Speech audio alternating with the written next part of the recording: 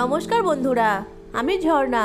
ঝর্ণা simple রেসিপির একটা নতুন ভিডিওতে আপনাদের সবাইকে স্বাগতম জানাই। কেমন আছেন সবাই? আশা করছি ভালো আছেন। আজকে আমি কড়াইশুটির খাস্তা কচুরি রেসিপি শেয়ার করব।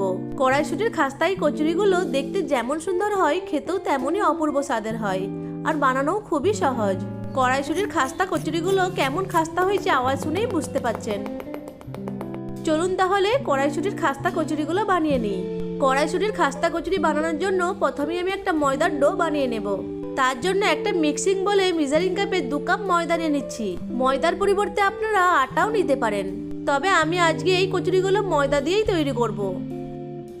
দিয়ে দিচ্ছি স্বাদ মতো লবণ, 1 চামচ মতো চিনি, 1 চামচ জোয়ান হাতের তালুর মধ্যে নিয়ে ভালো করে ঘষে ময়দার মধ্যে দিয়ে দেব। দিয়ে দিব 2 টেবিল চামচ মতো ঘি। ঘিটাকে আমি এখানে গলিয়ে নিয়েছি। দিয়ে দেব 2 টেবিল চামচ মতো রিফাইন তেল। এইখানে আপনারা চাইলে শুধু ঘি দিয়েও ময়ান দিতে পারেন, অথবা শুধু রিফাইন তেল দিয়েও ময়ান দিতে পারেন। দিয়ে দেব 1/4 চামচ বেকিং সোডা। সবকিছু উপকরণ ভালো করে মিশিয়ে নিয়ে হাতের সাহায্যে ঘষে ঘষে ভালো করে ময়ান দিয়ে দেবো। ময়ান যত ভালো দেওয়া হবে কচুরিগুলো তত বেশি খাস্তা হবে। যখন ময়দাটা হাতের মুঠোর মধ্যে চলে আসবে আর আঙুলে করে আলতো চাপ দিলে ভেঙে যাবে, তখন বুঝবেন ময়দাতে খুব ভালোভাবে ময়ানটা দেওয়া হয়েছে। এই পর্যায়ে অল্প অল্প জল যোগ করে মেখে নিয়ে একটা ডো তৈরি করে নিতে হবে। ডোটা খুব বেশি শক্ত বা খুব বেশি নরম হবে না।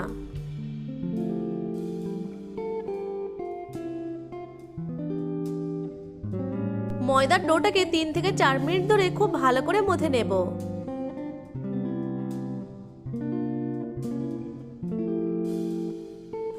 ময়দার ডোটাকে খুব ভালো করে মথে নিয়েছি।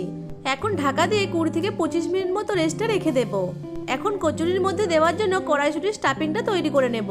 এখানে আমি 500 গ্রাম কড়াইশুটি নিয়ে জল দিয়ে ভালো করে ধুয়ে নিয়েছি।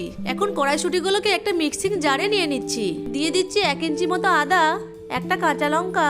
ঝালটা আপনারা আপনাদের পরিমাণ মতো দেবেন। দিয়ে দেব কিছু ধনেপাতা আর অল্প একটু জল দিয়ে গ্রাইন্ড করে একটা পেস্ট বানিয়ে নেব। কড়াইশুটির পেস্টটা বানানো হয়ে গেছে। আমি এখানে মিহি করেই পেস্টটা বানিয়ে নিয়েছি।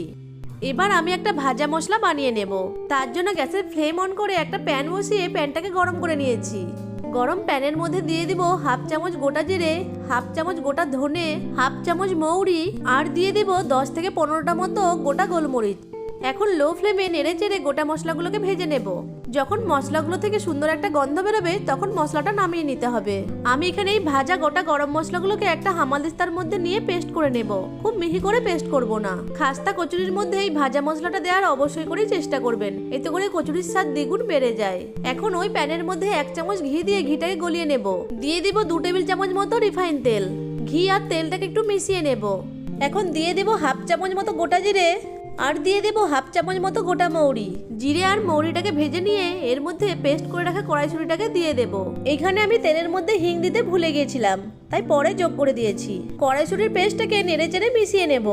আপনারা তেলের মধ্যে হিংটা দিয়ে মিশিয়ে নিয়ে তারপর কড়াইশুটির পেস্টটা দেবেন। আমি ভুলে গিয়েছিলাম বলে পরে যোগ করে দিয়েছি।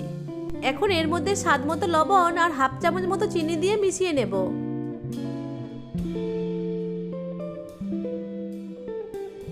দিয়ে দেবো অল্প একটু ভাজা জিরে গুঁড়ো আর 1 চামচ মতো চাট মশলা। জিরে গুঁড়ো আর চাট মশলাটাকে কড়াইশুটির পেস্টের সাথে খুব ভালো করে মিশিয়ে নেব। এরপর গ্যাসের উপর একটা তড়কা প্যান বসিয়ে তাতে অল্প পরিমাণে রিফাইন তেল দিয়ে তেলটাকে গরম করে নেব। তেল গরম হয়ে গেলে গরম তেলের মধ্যে 1 পিঞ্চ হিং দিয়ে দেব। হিংটাকে নেড়ে নিয়ে কড়াইশুটির পেস্টের মধ্যে দিয়ে ভালো করে মিশিয়ে নেব।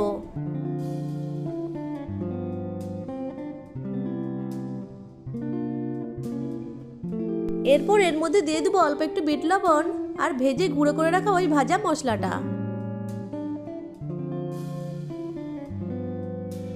এখন বিট লবণ আর ভাজা মশলাটাকে কড়াইশুটির পেস্টের সাথে খুব ভালো করে মিশিয়ে দেব। এখন নেড়ে চেড়ে কড়াইশুটির পুরটাকে খুব ভালো করে শুকিয়ে নেব। কড়াইশুটির পুরটা শুকনো হয়ে এলে প্যান থেকে তুলে নেব। এখন কড়াইশুটির পুরটাকে ঠান্ডা করে নেব। এইদিকে ময়দার যে ডোটা ঢাকা দিয়ে রেখেছিলাম সেটাকে আরেকবার ভালো করে মথে নেব।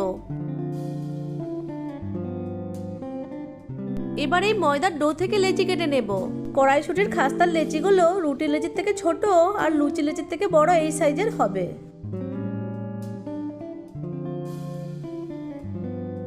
এবার লেচিগুলোকে একটু গোল করে নেব। সব লেচিগুলোকে গোল করে নিয়েছি। এখন এই লেচিগুলোকে একটা প্লেটে নিয়ে নিচ্ছি। কড়াইশুটির যে পুরটা বানিয়ে রেখেছিলাম সেটা সম্পূর্ণ ঠান্ডা হয়ে গেছে। এখন এই পুর থেকে কিছুটা করে পুর নিয়ে গোল গোল বলের মতো তৈরি করে নিচ্ছি। এভাবে করে নিলে প্রত্যেকটা খাস্তা কচুরির মধ্যে পুরের পরিমাণটা সমান হবে। যেহেতু আমার এখানে 10টা খাস্তা কচুরির লেচি হয়েছে, তাই আমি এখানে 10টা পুরের বল তৈরি করে নিয়েছি। এবার একটা করে লেচি নিয়ে হাতের সাহায্যে বাটির মতো তৈরি করে নেব। মাঝখানটা একটু মোটা রেখে বাটিটা তৈরি করে নেব। এবার একটা কড়াইশুটির পুরের বল নিয়ে এই বাটির মধ্যে দিয়ে মুখটা খুব ভালোভাবে সিল করে দেব। এইভাবে ঘুরিয়ে ঘুরিয়ে খুব ভালো করে মুখটা সিল করে নিয়ে এক্সট্রা পোরশনটা বাদ দিয়ে দেব। এবার এই কচুরিগুলোকে হালকা হাতে একটু চেপে দেব। একটা কচুরি ভাজার জন্য একদম তৈরি হয়ে গেছে। একইভাবে সব কচুরিগুলোকে তৈরি করে নেব।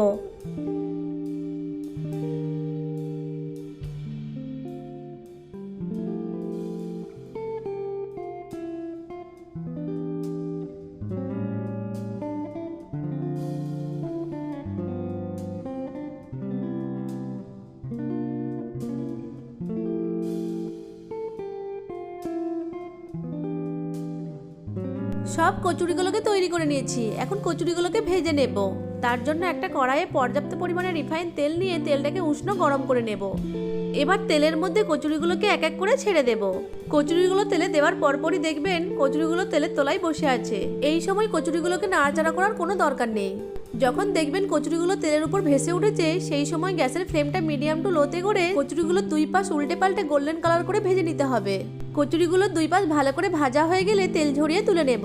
কচুরিগুলো ভাজার সময় যদি তেলটাকে বেশি পরিমাণে গরম করে নেওয়া হয়, তাহলে কচুরিগুলো উপর থেকে কালার চলে আসবে, ভেতরটা কুক হবে না, আর কচুরিগুলো খাস্তাও তৈরি হবে না।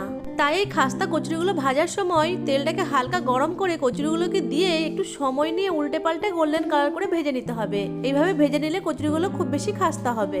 একইভাবে সব খাস্তা কচুরিগুলোকে ভেজে নিয়ে একটা প্লেটে সার্ভ করে দিয়েছি। কড়াইশুটির এই খাস্তা কচুরিগুলো খেতে এতটাই টেস্টি হয় যে একবার না বানালে বুঝতেই পারবেন না। তাই বাড়িতে একবার হলেও এভাবে কড়াইশুটির খাস্তা কচুরি বানিয়ে দেখবেন, আর আমাকে কমেন্ট করে জানাবেন কচুরিগুলো কেমন লাগলো আপনাদের। কচুরিগুলো কেমন খাস্তা হয়েছে তা আওয়াজ শুনেই বুঝতে পারছেন।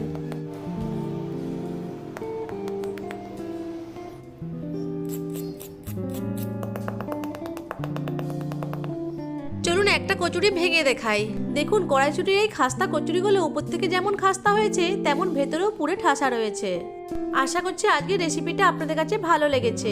ভালো লেগে থাকলে আমার ভিডিওটিকে লাইক, কমেন্ট, শেয়ার আর চ্যানেলটিকে সাবস্ক্রাইব করে পাশে থাকা বেল আইকনটিকে অন করে রাখবেন আমার পরবর্তী ভিডিওর নোটিফিকেশন সবার আগে পাওয়ার জন্য।